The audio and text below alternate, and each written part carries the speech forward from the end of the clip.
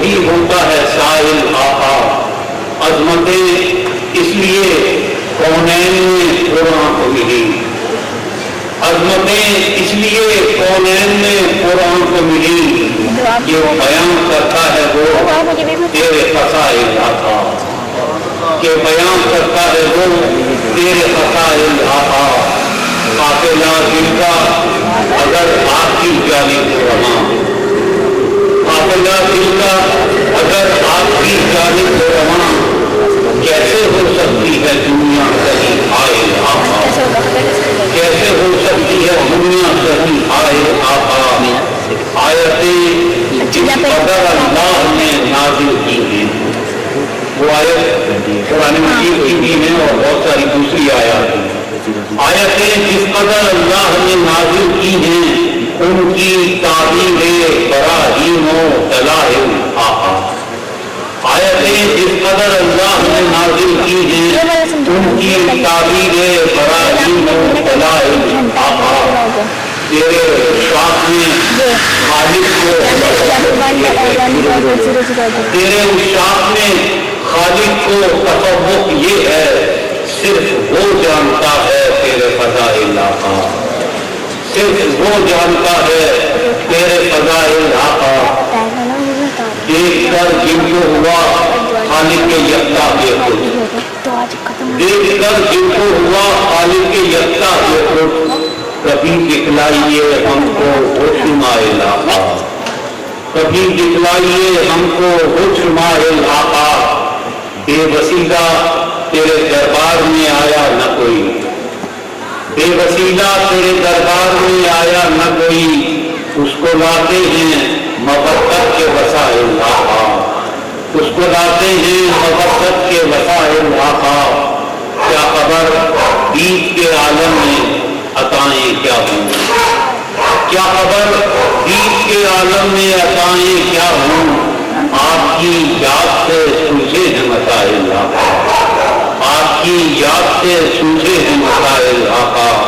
اپنی رحمت سے ہوں جس شخص پہ مائل آقا، آپ کے در کا وہی ہوتا ہے سائل آقا۔ کلام کے چند اشعار۔ سجدہ قعود ہے کہ رکوع و قیام ہے، سجدہ قعود ہے کہ رکوع و قیام ہے، مولا حسین سب تیرے ہونے کا نام ہے، مولا حسین سب تیرے ہونے کا نام ہے۔ دنیا مٹا رہی تھی خدا کا ہر ایک اسم، دنیا مٹا رہی تھی خدا کا ہر ایک اسم، لیکن تیری وجہ سے زمانے میں نام ہے، لیکن تیری وجہ سے زمانے میں نام ہے۔ رفعت میں ان کے ذکر کی کیسے بیان کروں، رفعت میں ان کے ذکر کی کیسے بیان کروں۔ ذکر حسین عادت خیر کا نام ہے، ذکر حسین عادت خیر کا نام ہے۔ سجدہ طویل کر کے دکھاتے ہیں یہ نبی، سجدہ طویل کر کے دکھاتے ہیں یہ نبی۔ اللہ کی نظر میں جو تیرا مقام ہے، اللہ کی نظر میں جو تیرا مقام ہے، اللہ کے رسول نے اعلان کر دیا، اللہ کے رسول نے اعلان کر دیا، الفت نہ تجھ سے ہو تو عبادت حرام ہے، الفت نہ تجھ سے ہو تو عبادت حرام ہے۔ جتنے شہید ہوں گے ہوئے سب کے واسطے، جتنے شہید ہوں گے ہوئے سب کے واسطے۔ مولا حسین ایک تو ہی تو امام ہے، مولا حسین ایک تو ہی تو امام ہے۔ عباس تیرے نام سے بادل میں آنکھ میں، عباس تیرے نام سے بادل میں آنکھ میں، پانی کی جو سبیل ہے اس کو دوام ہے۔ بے حرف و بے صدا ہے مگر کہتے ہیں فصیح، بے حرف و بے صدا ہے مگر کہتے ہیں فصیح۔ اصغر بلیغ کتنا تمہارا کلام ہے، تیور بتائے دیتے ہیں ہر ایک شہید کے، تیور بتائے دیتے ہیں ہر ایک شہید کے۔ جنت ہے جس کا نام یہاں سے 2 گام ہے، لاشیں صفوں کے گنج شہیدہ میں لائے ہیں، لاشیں صفوں کے گنج شہیدہ میں لائے ہیں، جس میں شہید کا بھی مجھے احترام ہے۔ اب نال بندی ہوتی ہے ایک جسم کے لیے، اب نال بندی ہوتی ہے ایک جسم کے لیے، کس محترم کے واسطے کیا احترام ہے۔ ایک شادیانہ فتح کا تیری اذان ہے، ایک شادیانہ فتح کا تیری اذان ہے، اور یہ نماز جیت کا ایک جشن عام ہے، اور یہ نماز جیت کا ایک جشن عام ہے۔ ظالم کو خوف آج بھی ذکر حسین سے، ظالم کو خوف آج بھی ذکر حسین سے، نام حسین کی یہ کرامت مدام ہے۔ سجاد جس کے ظلم کو بھولے نہیں کبھی، سجاد جس کے ظلم کو بھولے نہیں کبھی، وہ کربلا کی شام ہے یا شہر شام ہے۔ میں اس کی ملکیت ہوں، گواہی خدا کی ہے، میں اس کی ملکیت ہوں، گواہی خدا کی ہے۔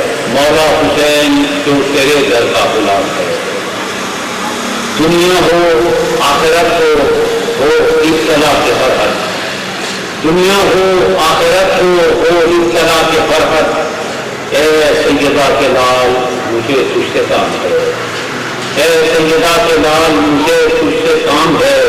طارق کے پاس ہے ہی کیا جو پیش کر سکے، طارق کے پاس ہے ہی کیا جو پیش کر سکے، آنکھوں میں چند اشک اور یہ سلام ہے، سجدہ قنوت ہے کہ رکوع و قیام ہے۔ مولا حسین سب تیرے ہونے کا نام ہے۔ حضرات شہدائے کربلا اور اسیران کربلا کے لیے فاتحہ۔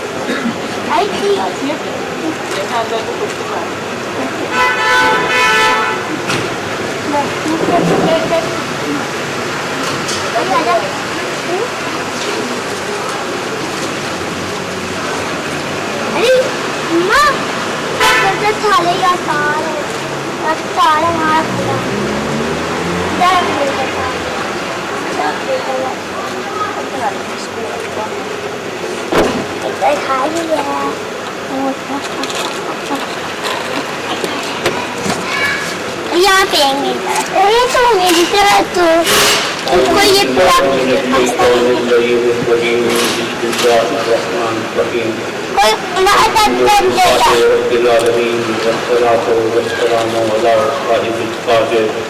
والميراج والبراق والعلم دافع القضاء والوضاء والقهد والمرض والعلم اسمه مكتوب مرفوع في الظاهر والقلم سيد الورد والعجم جسمه مقدس مؤثر مطهر مطهر في البيت والحرم شمس الصحابة الرجال بالخدا في الإسلام جميل الشيم الشفيع من صاحب الجود والكرم والله واسمه وجبريل خاتمه والبراق مرقبه والميراج سفره وسدرة المنتهى مقامه وقاب قوسين مسجوده والمطلوب مقصوده والمقصود موجوده سيد المرسلين وخاتم النبيين شفيع المذنبين أنس الغريبين رحمة للعالمين راحة العاشقين مراد المشتاقين شمس العارفين سراج السالكين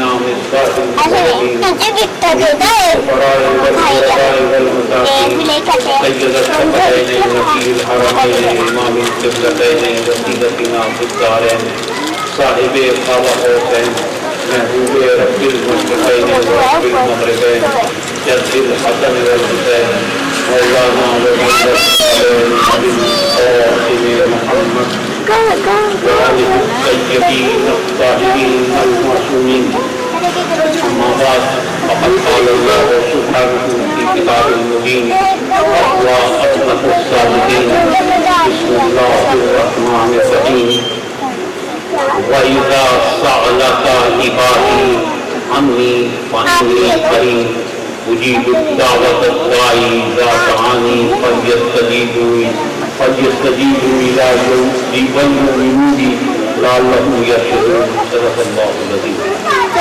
اولاد گرامی، اس وقت میں نے قرآن مجید کی سورہ بقرہ کی 186ویں آیت کی تلاوت کا شرف حاصل کیا ہے، اور اس کا جو ترجمہ لکھا ہوا ہے اور وہ یہ ہے: اور جب آپ سے میرے بندے میرے متعلق دریافت کریں تو میں قریب منظور کر لیتا ہوں ہر عرضی درخواست کرنے والے کی، جبکہ وہ میرے حضور میں درخواست دیں، تو ان کو چاہیے کہ وہ میرے احکام کو قبول کریں اور مجھ پر یقین رکھیں۔ امید ہے کہ وہ روز رشد حاصل کر سکیں گے۔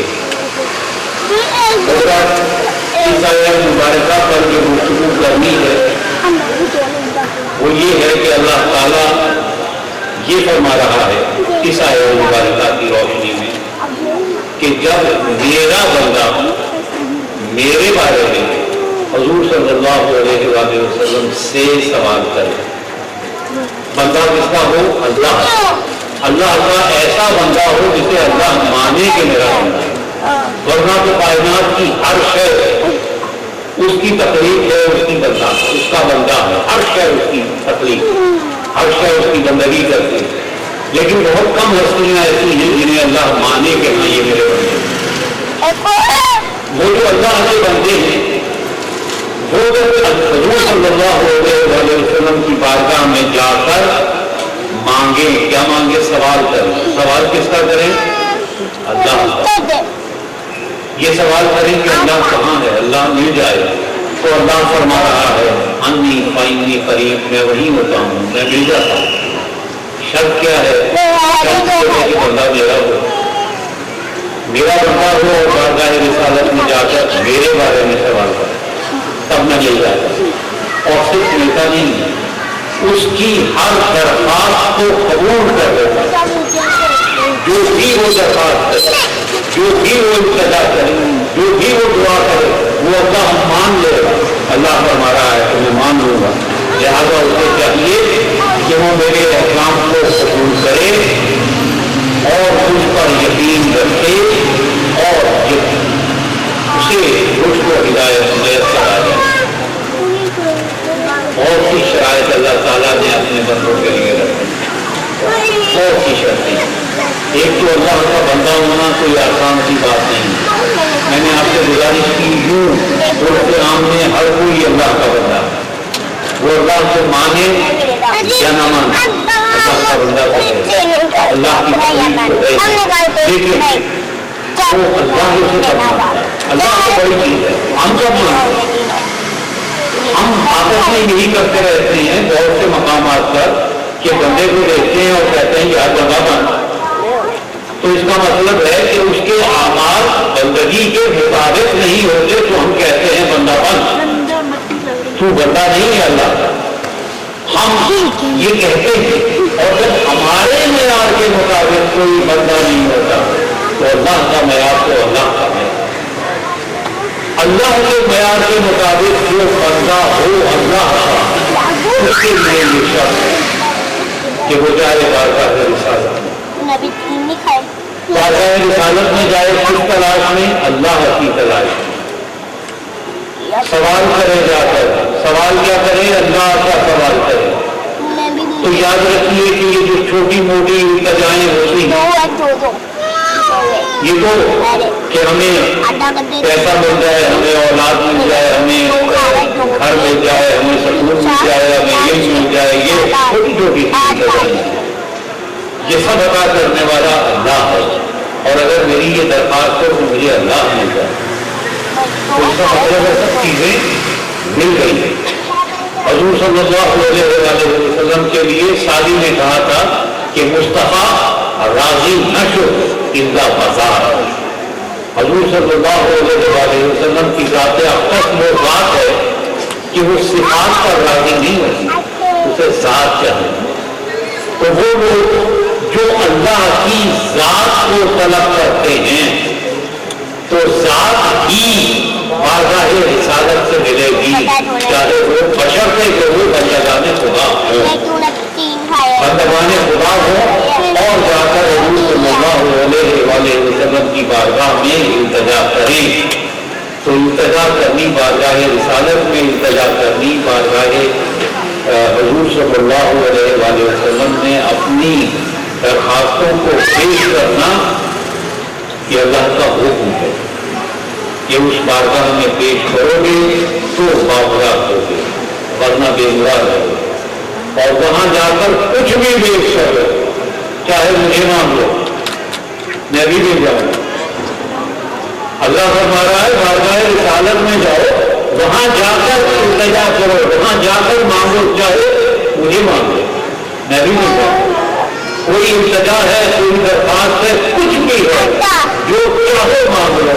وہ بارگاہ اتنی بڑی بارگاہ ہے, بس یہ ہے کہ اللہ کے بندے بن کر جاؤ اور جاؤ بارگاہ رسالت صلی اللہ علیہ وسلم. تو بھائی صاحب بات یوں ہے کہ اللہ کی بندگی ایک چیز, اللہ کا بندہ ہونا کوئی چھوٹی سی چیز نہیں ہے, بہت بڑی. اسی وقت اس کو کروں گا انشاءاللہ کہ اللہ تعالیٰ بندہ تو آدمی کسی کا بھی ہو سکتا ہے. مثال نے کہا تھا کہ یا بندہ ہے خدا بن, یا بندہ ہے زمانہ, یا زمانے کو خدا مان لے. تو یہ الگ الگ باتیں ہیں کہ ہم چڑھتے سورج کو پوچھتے ہیں اسے خدا بنا لو, ایسا ہونا نہیں چاہیے. لیکن ہم سب بہت سے افراد ہیں جو یہ سب کچھ کرتے ہیں.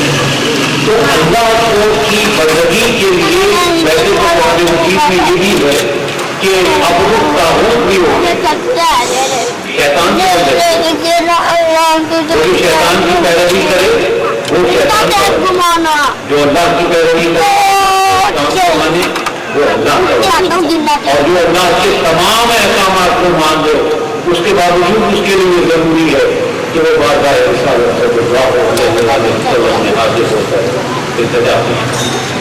اب اس میں کوئی شرط نہیں ہے. اور ایک سوال اسی وقت اس پر تفصیلی بات کروں گا کہ اللہ کے ساتھ اگر لفظ اب لگ جائے, یعنی ایک تو ہے نا, میں نے آپ سے کہا کہ آپ کسی کا بھی ہو سکتا ہے, اب شیطان کا بھی ہو سکتا ہے, لیکن اگر عبداللہ ہے, اللہ کہے یہ میرا بندہ ہے, تو قرآن مجید میں یہ بات ہے کہ وہ کم سے کم انبیاء کے لیے استعمال کرے. اپنے بندے کا لفظ جب مضاف ہو جائے, اللہ ہو جائے, تو پھر وہ جو بندہ ہے وہ نبی ہوتا ہے کم سے کم. تو اس کا مطلب کیا ہوگا کہ یہاں پر یہ حکم کس کے لیے دیا جا رہا ہے؟ انبیاء کو, کہ انبیاء اگر مجھے حاصل کرنا چاہتے ہیں تو بارگاہ رسالت صلی اللہ علیہ وسلم میں حاضر ہو جائیں اور وہاں جا کر سوال کریں, اور جیسے ہی وہ سوال کریں گے ویسے ہی میں مل جاؤں گا. میں تو وہی انلی فائنلی قریب میں فوراً مل جاؤں گا, میں ہوں ہی وہی. اللہ بھی موجود اور اتنے توجہ کے ساتھ, اتنے قرب کے ساتھ ہے کہ جیسے ہی سوال کرنے والا سوال کرتا ہے وہ اسے مل جاتا ہے, وہ اس کی احتیاط کو پورا کر دیتا ہے. یہ بارگاہ رسالت صلی اللہ علیہ وسلم کا کمال ہے اللہ کے بندوں کے لیے. لیکن میرے جیسے بندے الحمدللہ بہت ذمہ داری سے بات کہ میں اپنے آپ کو بڑی خواہش بھی یہی ہے کہ مجھے اللہ کے بندوں میں نہ کہنا چاہیے, مجھے بندگان رسول سے بہت اور وہ جو بندگان رسول ہوتے ہیں ان کی حیثیت الگ ہوتی ہے. بندگان خدا, خدا نے فرمایا کہ میرا بندہ ہو اور وہ بارگاہ رسالت میں جائے, حاضر ہو اور سوال کرے تب ملے. اور اگر بندگان رسول تو قرآن فرماتا ہے سورہ زمر کی 53 میں کیا عبادی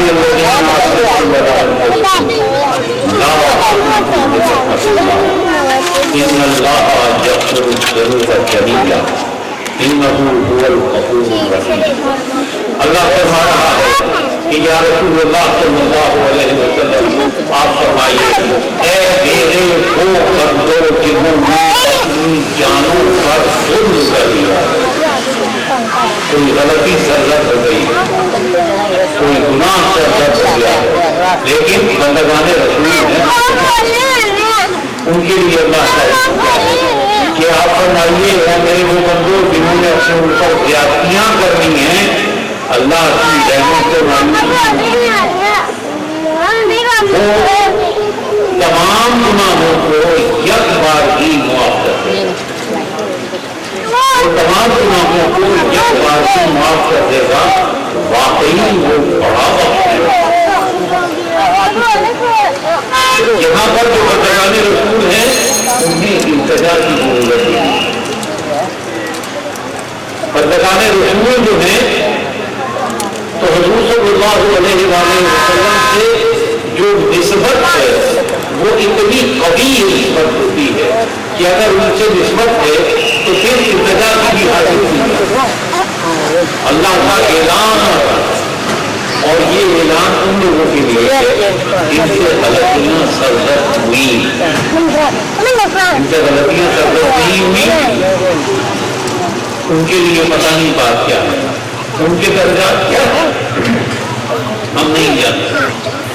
یہ تو ان لوگوں کے لیے ہے جن سے غلطیاں سرزد ہو گئی، کیونکہ ان کا ایمان رحمت للعالمین صلی اللہ علیہ وسلم کی پر ہے، تو ان کے لیے حکم ہے کہ اللہ کی رحمت سے اللہ کی رحمت سے مایوس نہیں ہونا۔ اللہ تعالیٰ یک باری تمام گناہوں کو معاف کر دے گا، بے شک وہ بخشنے والا ہے۔ تو اللہ کا بندہ ایک چیز ہے اور صلی اللہ علیہ وسلم کا بندہ ایک چیز ہے۔ اب آپ کو اقبال کا ایک شعر سناتا ہوں، شاید اس تناظر میں وہ شعر صحیح طور پر سمجھ میں آ جائے، سنا تو آپ کی بہت متبادل۔ خدا کے بندے تو ہیں ہزاروں، بنوں میں پھرتے ہیں ہمارے خدا کے بندے تو ہیں ہزاروں، بنوں میں پھرتے ہیں مارے مارے، میں اس کا بندہ بنوں گا جس کو خدا کے بندوں سے پیار ہوگا، میں اس کا بندہ بنوں گا جس کو خدا کے بندوں سے پیار ہوگا۔ تو خدا کے بندوں سے سب سے زیادہ پیار جس کو ہے حضور صلی اللہ علیہ وسلم۔ اللہ کی بندگی، اللہ کی عبودیت کو اسی کی کرنی ہے۔ حضور صلی اللہ علیہ وسلم کا بندہ بن جانے کا مطلب یہ نہیں ہے کہ ہم انہیں سجدہ کر لیں، ہمیں ان کے احکام کو ماننا ہے۔ دیکھیے اللہ کے نہ ہونے کی کروڑ دلائل ہیں کہ ہم عقل سے، فلسفے سے، علم سے ثابت کر سکتے ہیں کہ اللہ نہیں ہے، لیکن ایک دلیل ایسی ہے جس کا کوئی توڑ نہیں، اور وہ دلیل یہ ہے کہ حضور صلی اللہ علیہ وسلم نے فرمایا وہ ہے سارے دلائل ختم، ہماری ساری پہنچیں، ہمارے سارے فلسفے، ہماری ساری عقل، ہمارا سارا علم کہ حضور صلی اللہ علیہ وسلم کے ارشاد کے قدموں میں ٹھہر ہو جاتا ہے۔ وہ فرماتے ہیں ہے تو ہم نے کہا ہے۔ ہمارا ایمان اسی لیے بڑا ایمان ہے، مستحکم ایمان ہے۔ اسی لیے یاد رکھیے جب کبھی کفار حملہ کرتے ہیں تو رسول صلی اللہ علیہ وسلم کی ذات پر کرتے ہیں، اللہ پر نہیں کرتے، کیونکہ اللہ پر حملہ کرنے سے کچھ نہیں ہوتا، انہیں پتا ہے مسلمانوں کا تعلق کہاں زیادہ ہے۔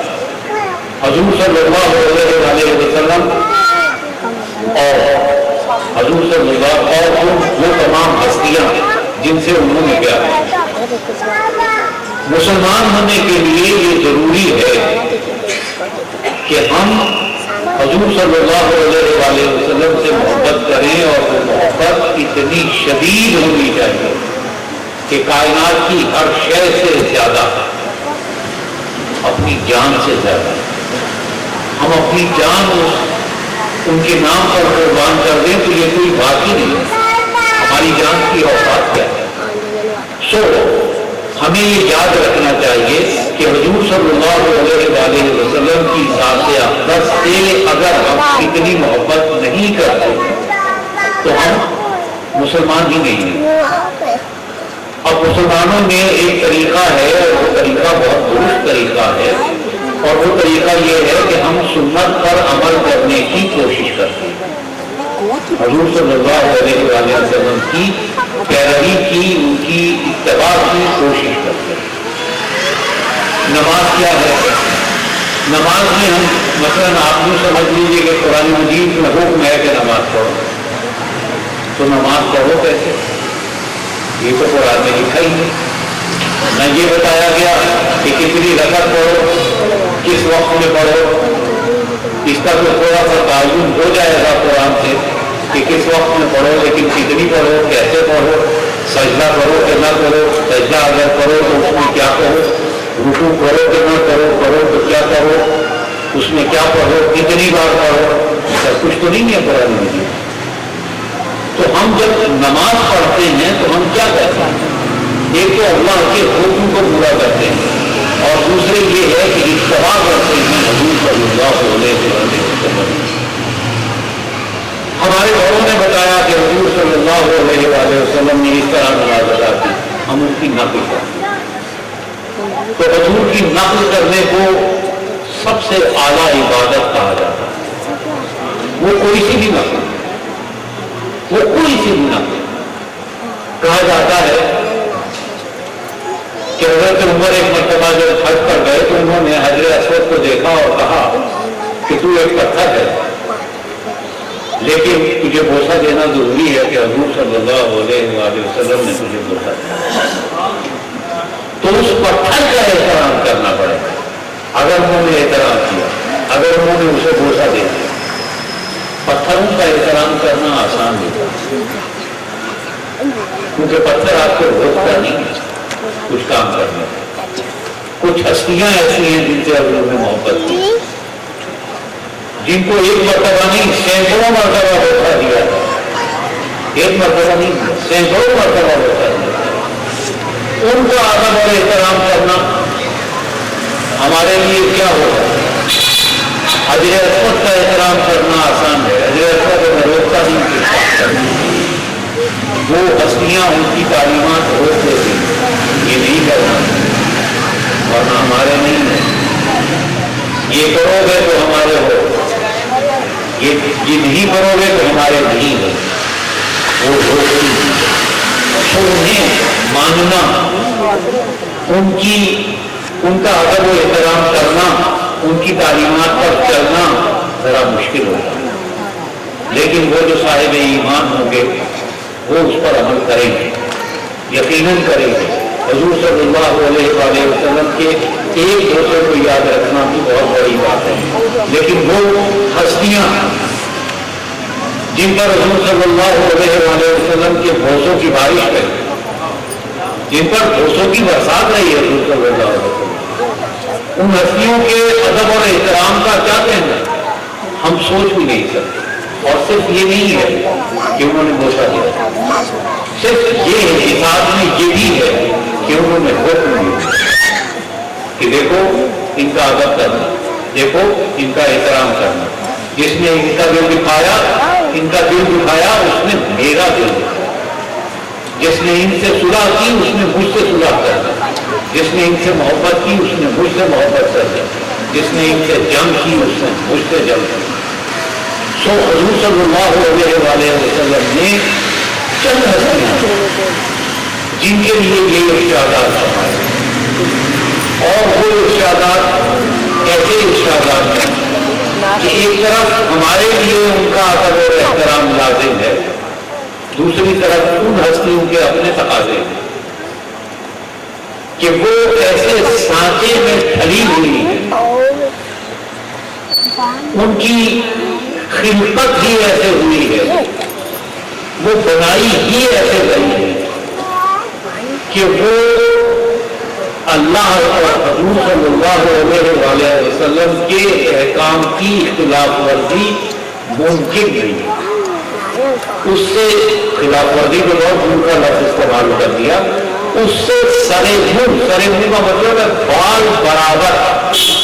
بال برابر اختلاف کرنے کی گنجائش نہیں ہے ان ہستیوں کے. ان کا ہر عمل، ان کا ہر قول، وہ ارشاد فرمائے تو بھی، وہ کوئی عمل کرے تو بھی، وہ منشائے ربانی اور منشائے رسول صلی اللہ علیہ وآلہ وسلم کے مطابق ہو. اور اگر ہمیں سمجھ میں نہ آئے تو یہ ہماری سمجھ کا قصور ہوگا، ان کا نہیں ہے. کہ جب وہ جو کچھ کریں گے وہ حضور صلی اللہ علیہ وآلہ وسلم کے احکام، ان کی منشا کے مطابق کریں گے، اور حضور کی احکام اور حضور کی منشا ربانی. تو منشا ربانی کیا ہوگی انہیں دیکھ لیجیے، منشا ربانی سمجھ آ جائے. ان کا ہر عمل منشا ربانی کے مطابق ہے، ان کے ہر عمل سے منشا ربانی ظاہر ہوگی. یہ وہ ہستیاں ہیں. سو ایسی ہستیاں جو ہوتی ہیں وہ منتخب ہوتی ہیں. میں نے آپ سے کہا تھا کہ انسان منتخب ہے، اور انسانوں میں وہ منتخب ہیں جو اللہ کے خلیفہ مقرر ہوئے، اور اس کے ساتھ ان میں بہت سے درجات ہیں، اور اعلیٰ ترین درجات وہ ہیں جنہیں ہم انبیاء کرام علیہ السلام کہتے ہیں.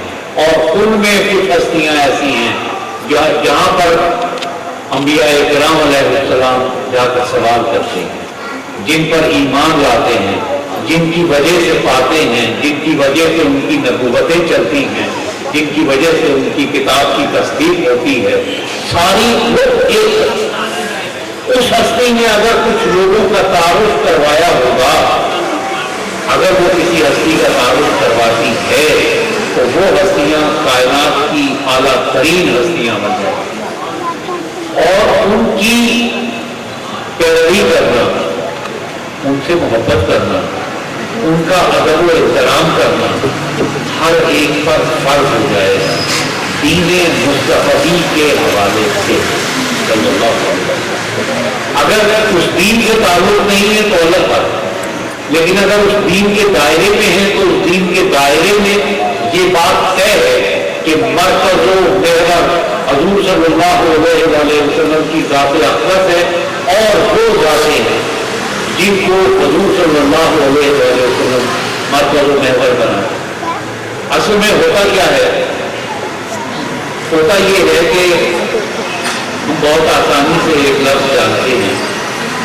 ہم جب درود پڑھتے ہیں تو اس درود میں حضور سے کم آل کو شامل کریں، کم سے کم آل کو شامل نہ کریں. حضور صلی اللہ علیہ وآلہ وسلم نے فرمایا وہ درود نہیں ہوتا جس میں میری آل کا ذکر نہیں ہوتا. یہ جملہ میرے لیے ہے، یہ جملہ آپ کے لیے ہے، یہ جملہ پہلے لوگوں کے لیے ہے، یہ جملہ اللہ کے لیے ہے جو درود پڑھ رہا ہے. یہ جملہ حضور کا جملہ ہے، یہ صرف کائنات کے لیے نہیں ہے، رب کائنات کے لیے بھی ہے کہ درود وہ میں قبول کروں گا جس نے آج ہوگی، ورنہ وہ درود نہیں قبول کرے گا. وہ ملائکہ کا ہو، وہ اللہ کا ہو، وہ کسی کا ہو. حضور صلی اللہ علیہ وآلہ وسلم کا ارشاد. تو حضور صلی اللہ علیہ وآلہ وسلم کے ارشاد کے نتیجے میں ہم مجبور ہیں یہ کہنے پر کہ جو درود اللہ پڑھتا ہے اس میں آل شامل ہے. ہم جو نماز پڑھتے ہیں، ہماری نماز میں درود کا مسئلہ یہ ہے کہ ہم 4 رکعت پڑھیں، 2 پڑھیں، 3 پڑھیں، درود ایک بار پڑھتے ہیں.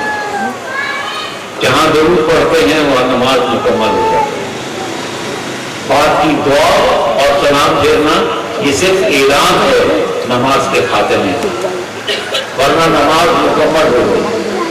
کبھی کبھی لگتا ہے کہ نماز درود پڑھوانے کا بہانہ ہے کہ درود ایسے پڑھو. آپ جانتے ہیں نماز ہے کیا؟ نماز آپ کھڑے ہو گئے تو نیند بن گئی، چھپ گئے تو دے بن گئے، کھڑے ہو گئے تو نیند بن گئے، سجدے میں چلے گئے دال بن گئے. محمد پورا ہوا تو نماز مکمل. تو نماز ہے ہی یہی نماز ہے. اگر حضور صلی اللہ علیہ وآلہ وسلم سے تعلق نہیں ہے تو نماز نہیں ہے.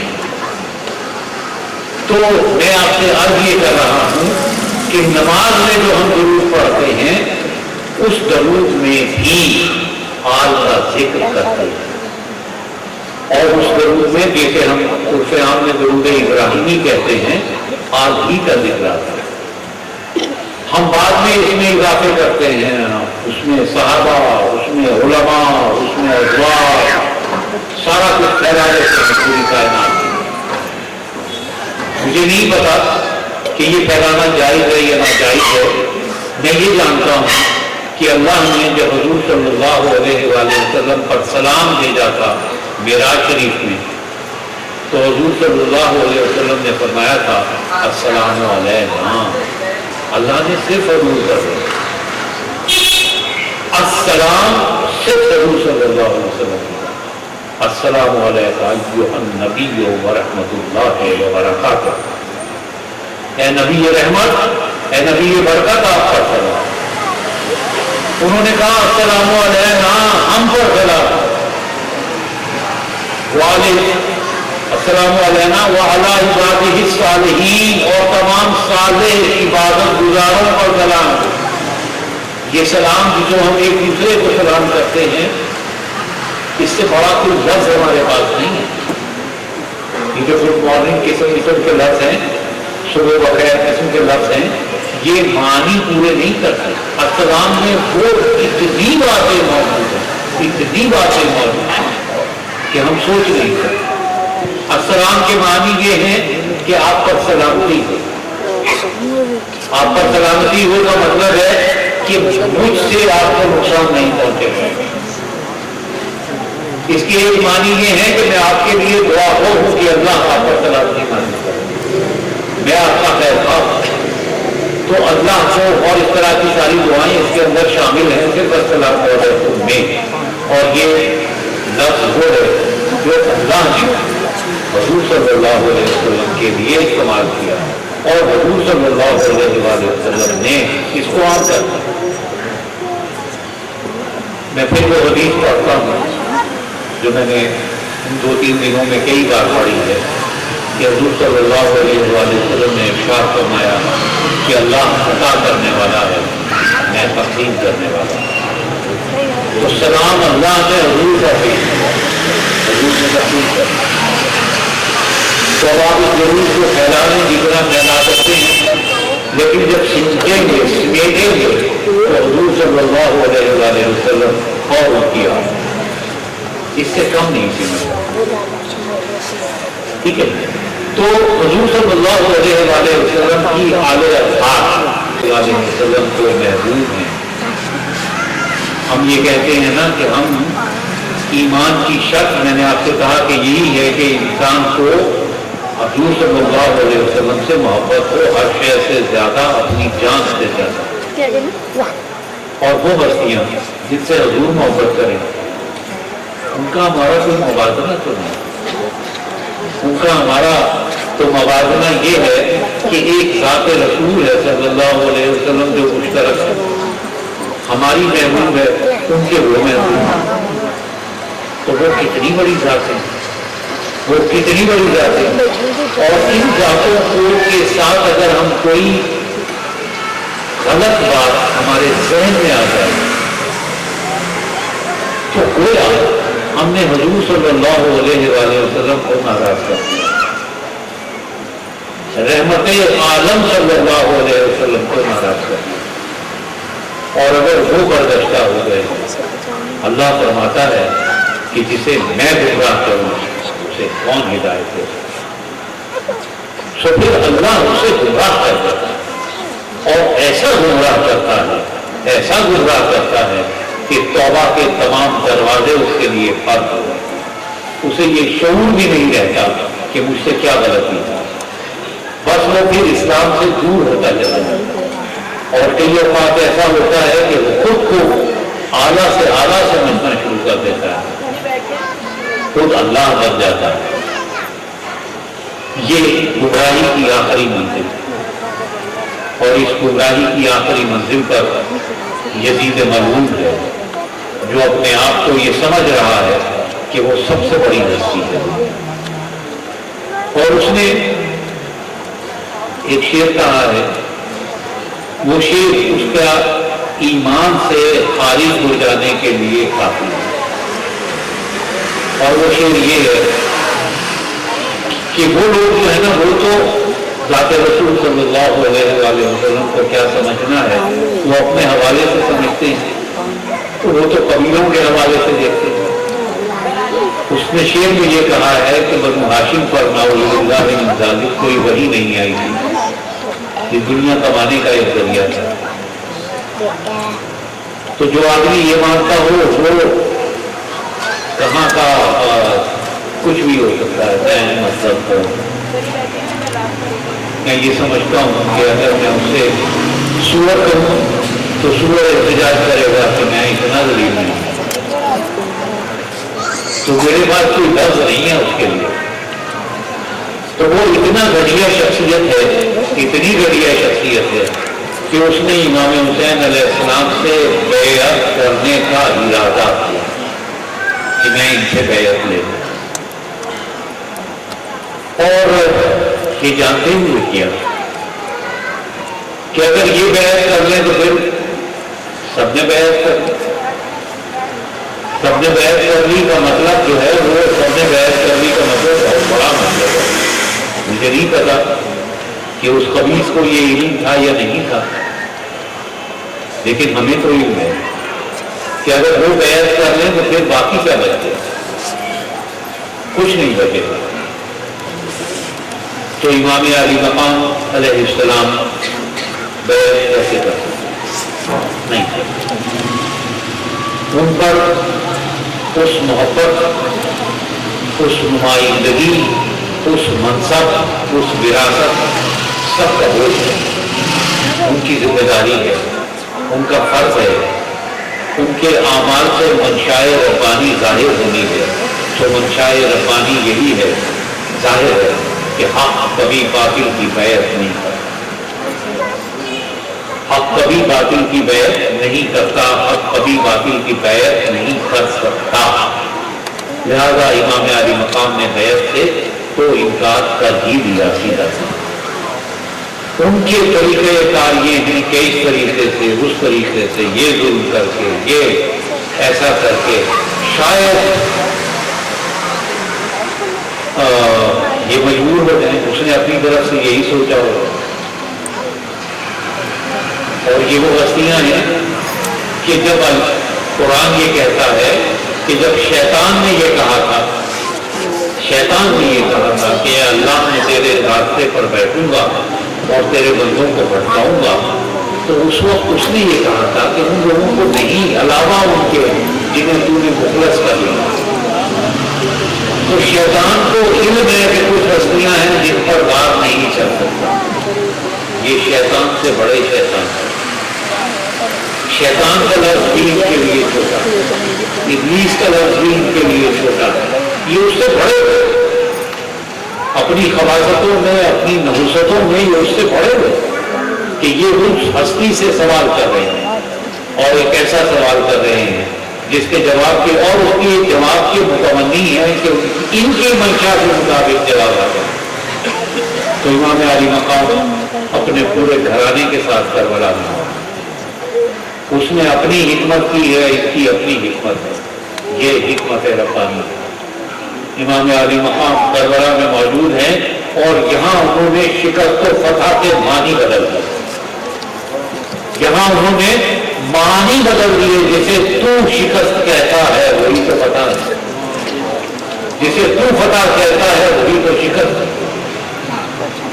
تو جسے فتح سمجھ رہا ہے وہ تیری شکست ہے، اور جسے تو شکست سمجھ رہا ہے وہ ہماری فتح ہے۔ اور یہی وہ جملہ ہے جو جناب سید سجاد نے جدید کے ہاں جب پہنچے ہیں تو تقریب اس نے کہا کہ میں نے سنا ہے کہ آپ لوگ مقرر بہت اچھے ہیں، تو اتنے 100 میلوں کا سفر پیدل بیماری کے ساتھ، ٹاپ گلے میں، پیروں میں زنجیریں، پیروں میں بیڑیاں، ہاتھوں میں زنجیریں پہن کر وہ سفر کر اور اپنے پیاروں کے سر سامنے ہیں اور ان سے کہا جائے تقریر کرو، تو انہوں نے تقریر کی، اور تقریر میں انہوں نے یہی کہا کہ ہم کامیاب ہیں، اور اس تقریر نے یہ اثر کیا کہ اس تقریر کو روکنے کے لیے اسے بے وقت اذان دلوانی پڑی، اور جب بے وقت اذان دی گئی تو امام زین العابدین علیہ السلام خاموش ہو گئے۔ جب مؤذن نے کہا اشہد ان محمد رسول اللہ، تو امام زین العابدین علیہ السلام نے فرمایا کہ یزید یہ نانا تیرے کے میرے، یہ جن کا تو اعلان کروا رہا ہے یہ اپنا اعلان کروا رہا ہے کہ ہمارا اعلان کروا رہا ہے، یہ اذان ہماری جیت کا اعلان ہے، جو جس سے تو مدد لے رہا ہے یہ ہماری جیت۔ سو کربلا کا میدان وہ میدان ہے جہاں فتح و شکست کے، زندگی اور موت کے معنی بدل کر رہے ہیں۔ امام حسین علیہ السلام نے جس طرح کربلا میں اپنے شہداء کے ساتھ شہادتوں کے نذرانے پیش کیے ہیں، یہ ان کے ساتھیوں کا کمال ہے۔ میں آپ سے بار بار جملہ نہیں کہتا کہ وہ بہت بڑے ہوئے،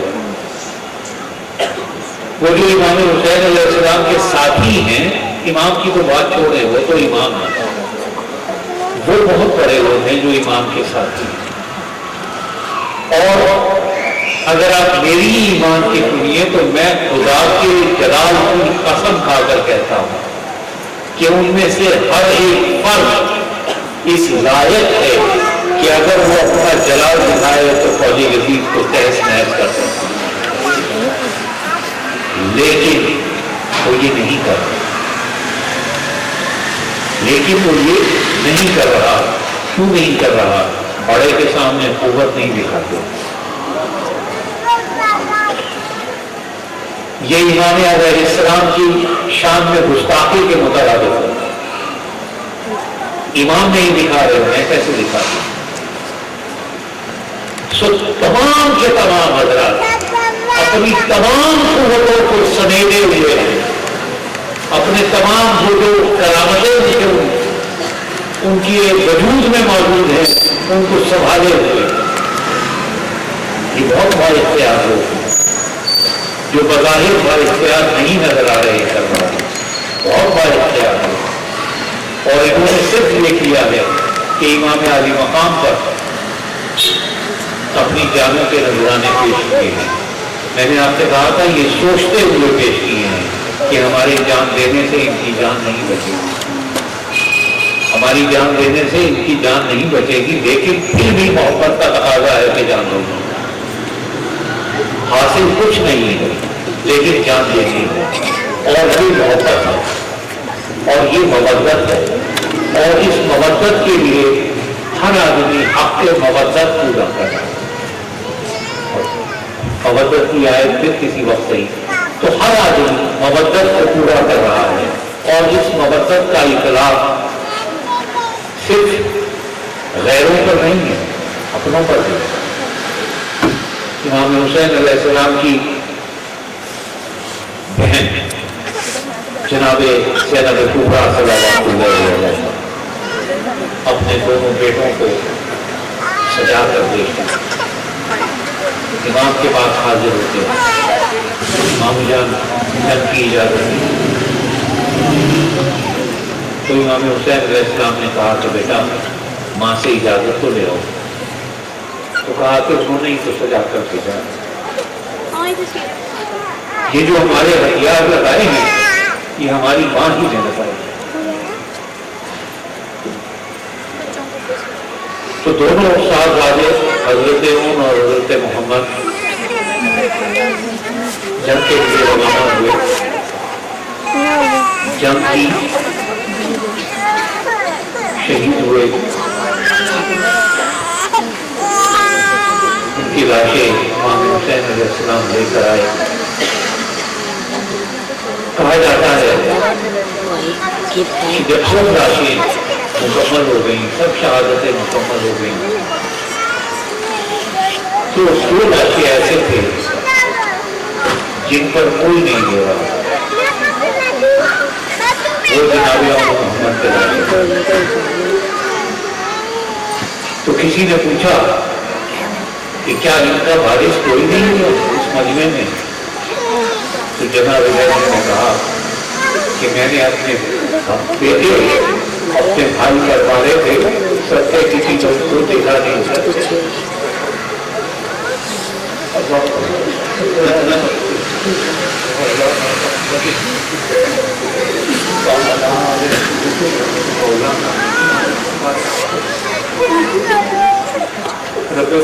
کوئی بات کسی طریقے سے غلط ہو گئی ہو تو معاف کرو۔ رب معبود ہمارے اس بیان کو، ہماری اس ٹوٹی پھوٹی کوشش کو اپنی بارگاہ میں قبول فرما۔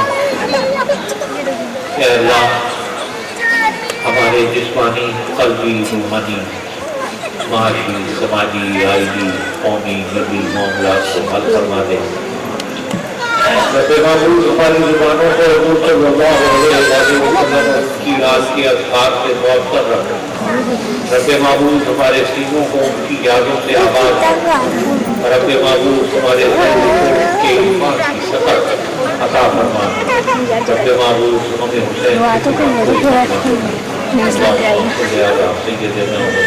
میں آپ کو